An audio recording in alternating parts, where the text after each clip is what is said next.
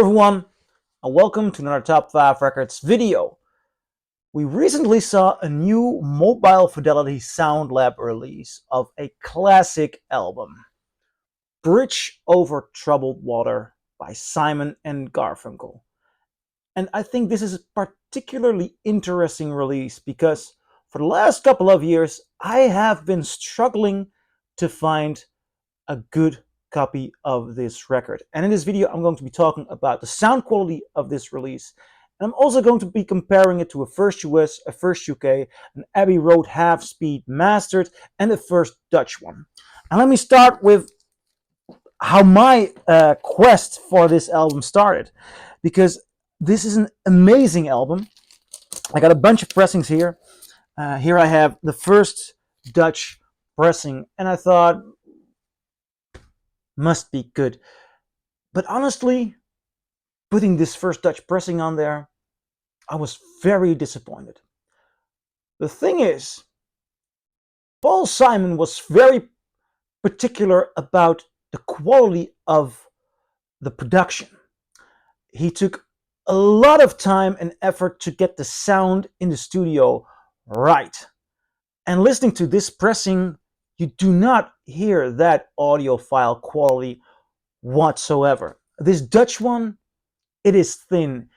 And it's even that thin that I've heard stories in Dutch record stores, people telling, yeah, the thing is that record was pressed so much that the pressing plant was doing over hours or pressing day and night, and that's the stampers wore out or something like that. That's why the Dutch ones sound thin. So I thought, well, the first upgrade I can find to, for example, the first UK one, which I have here, I found this in London.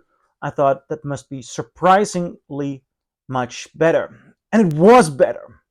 This British one has a bit more definition, a bit more body, but it was still not the audiophile experience I hoped this record would give me. Thing is, some frequencies are still thin.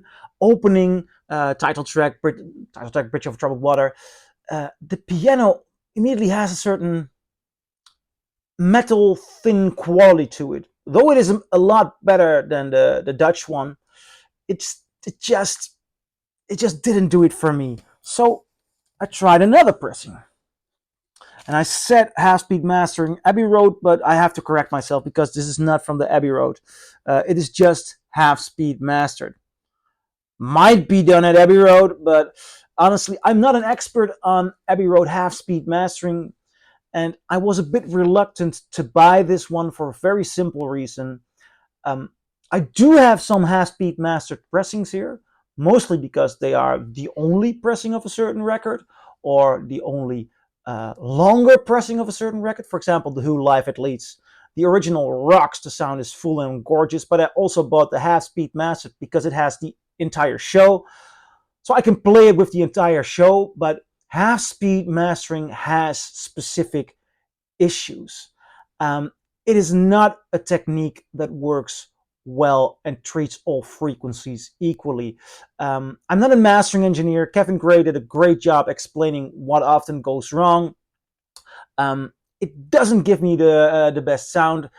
It gets issues in a pressing. For example, I did a review of the Abbey Road half-speed mastered of Queen 1 a while ago, and the last song on both sides just has a distortion on the high frequencies. Seriously, sounds are distorted. Now, I did not notice distorted sound, but it is unbalanced. And the thing is, this is not better than a first UK, or as a matter of fact, a first Dutch pressing. Far from it. And the problem for me mostly is because you're paying more money because it says half-speed mastered, you want some audiophile treatment, and this is just not the engine, not the machine. I thought I'll give it a shot because I'm not happy with the sound of my originals. Perhaps then it might be an improvement, but it is far from it. So my most played or most valued copy is one that I bought. I believe I bought this one in the United States, a first US pressing. Now, I I enjoy this pressing. I enjoy it. It's on the Columbia 2i label. I always love that label. And the sound is definitely a lot fuller, a lot warmer. Might even have a little bit more detail than the first UK. I find it sometimes hard to make a bold statement about the detail when the entire texture of a record is so much different, because this is fuller, warmer. Perhaps there is some more definition in the voice on the UK. Not so sure about that.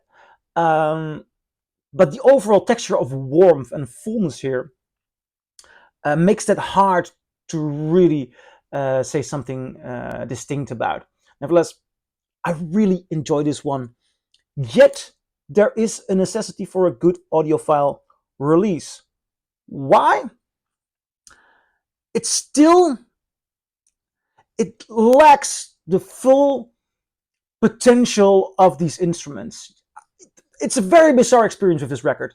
You can hear that they're in a room, and the control on every element, on voice, on piano, for example, it is there. There is a focus. This is not a punk rock recording.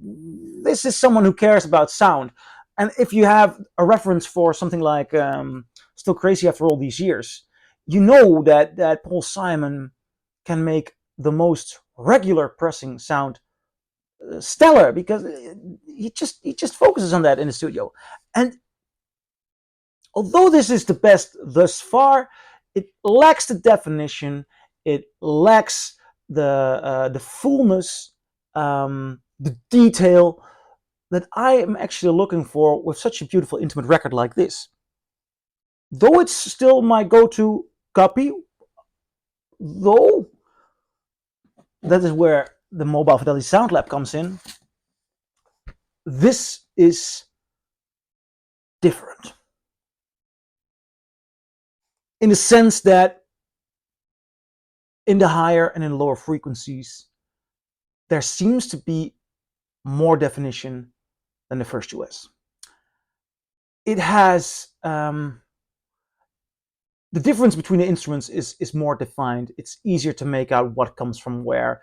It's a clean and it's a bright copy. And it's definitely an easier, more defined listen than the first US. I like it. I really, really like it. I think Mobile Fidelity Sound Lab did a great job on it. The only thing that is missing, though, is that full, warm, fresh sound of the original. This might be a bit cold sounding, a bit, yeah, I find it hard to use the right words here. Perhaps it's a bit too bright for some, but I must say the amount of detail here is more present. For me, it's a tie. What do you choose? Are you going to listen to a controlled, perhaps a little bit sterile pressing, but it's good. I mean, this is a good pressing. This is definitely something I've been longing for. Or are you going to listen to the full, warm, very pleasant original? It's up to you, honestly. I do admire this record for what it's worth. But I think everybody hears a but coming. But is this the best way these master tapes can sound? I do not know. I don't own the master tapes. I haven't listened to the master tape. I do think that there might be some brilliant pressing out there. Perhaps it's already out there, or they may do it in the future. But I'm convinced that the audiophile focus of Paul Simon could lead to something better than this. Nevertheless, this is a good pressing. So I'm curious, what do you think? Do you agree? Do you disagree? Leave a comment below and I'll see you in my next video. Bye.